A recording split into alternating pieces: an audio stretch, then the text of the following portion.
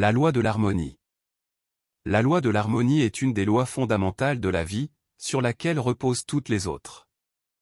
Dieu, le dispensateur de toute énergie de vie, exige que chaque électron de l'énergie prêtée à l'homme soit qualifié de manière harmonieuse. Dans les temps anciens, lorsqu'elle était qualifiée à raison de 100%, l'individu était éligible à l'ascension. Aujourd'hui, pour être éligible, chaque individu a besoin de qualifier harmonieusement 51% de toute l'énergie reçue en prêt au cours de ses nombreuses incarnations. Cela comprend l'énergie qui lui est dispensée tant durant ses incarnations que pendant ses périodes de résidence de l'autre côté, entre deux incarnations. Beaucoup de gens pensent que, pour que l'énergie soit harmonieuse, elle doit être entièrement dépensée en dévotion, prière, service cérémoniel, invocation solennelle, toute chose en relation directe avec les aspirations spirituelles de l'individu.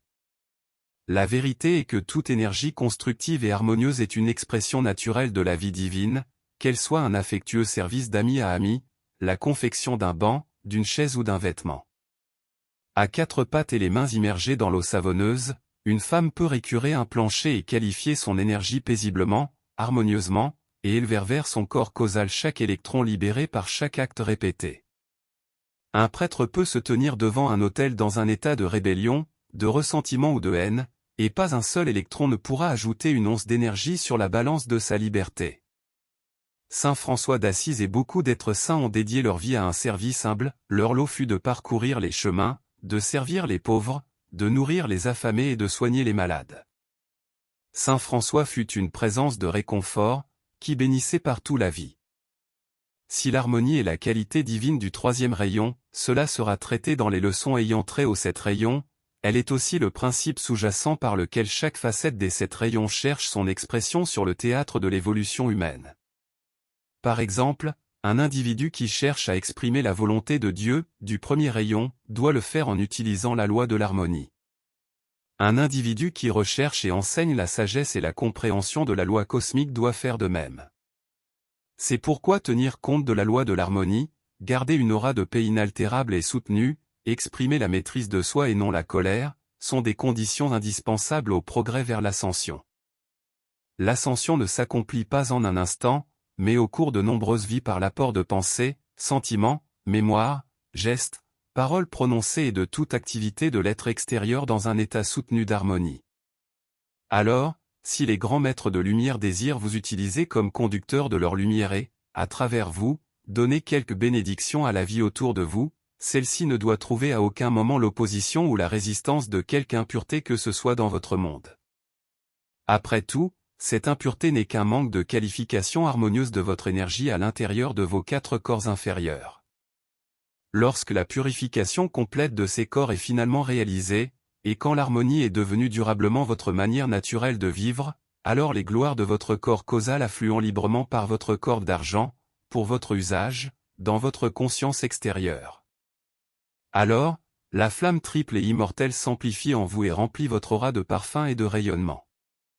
Vous devenez des canaux d'amour et de lumière, de prospérité, de guérison, de paix, de réconfort, de vérité et de foi, et de toute vertu divine dont ce monde languit et dont il a grand besoin dans son état actuel. Le royaume des cieux dont parle Jésus, quand il a dit qu'il se trouvait en vous, pourrait tout aussi bien s'appeler le royaume de l'harmonie, car il exprime la qualité divine de paix inaltérable et soutenue. Celle-ci permet à la flamme triple et immortelle d'amour, de sagesse et de pouvoir, d'être l'autorité divine agissant pour vous et à travers vous. C'est exactement de cette manière que le bien-aimé Jésus a pu calmer les eaux du lac, instantanément. En pratiquant tous les jours la reddition de votre être extérieur à cette flamme intérieure, vous constaterez que le royaume qui existe en vous s'extériorise à travers vous et autour de vous. Sans une harmonie soutenue dans les pensées et les sentiments, la pure énergie de vie provenant de Dieu ne peut vous apporter ses bénédictions. L'harmonie, comme la miséricorde, l'amour et la compassion, n'est pas une qualité négative, mais une force puissante et positive appartenant au fort, cultivée siècle après siècle dans un effort d'autodiscipline. Lorsque nous sommes en crise et que nos dynamiques de paix sont insuffisamment entretenues pour conserver un équilibre, nous pouvons invoquer un être ascensionné, tel que Jésus, Marie ou Kutumi, pour attirer dans notre aura l'harmonie du royaume des maîtres ascensionnés. En fixant notre attention assez longtemps sur le portrait d'un maître particulier, et en requérant la pleine dynamique accumulée d'amour, de paix et d'harmonie du maître, qui est la nature du maître sollicité, nous facilitons l'intégration de ces qualités divines dans notre expérience. L'harmonie, action de l'amour divin, exige l'émission permanente de sentiments de bonté et de bonne volonté envers chacun. Pour demeurer en état continu d'harmonie, nous devons regarder vers la présence Ayam, vers l'armée ascensionnée de lumière et leur demander conseil, protection, bonheur et paix.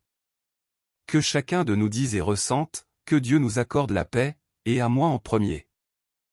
Les audios ne remplacent pas les écrits qui contiennent la radiation et les qualités des maîtres d'amour. Le but étant de faire connaître à des non-étudiants l'enseignement Ayam. Ce livre est dédié avec le plus profond amour éternel et avec toute notre gratitude au bien et aimé Maître ascensionné Saint-Germain, Jésus, Nada, au grand divin directeur, à la grande fraternité blanche, à la fraternité du royal Téton, à la fraternité du mont Shasta, aux grands êtres de Vénus et aux autres maîtres ascensionnés qui, avec amour, nous ont dispensé une aide illimitée.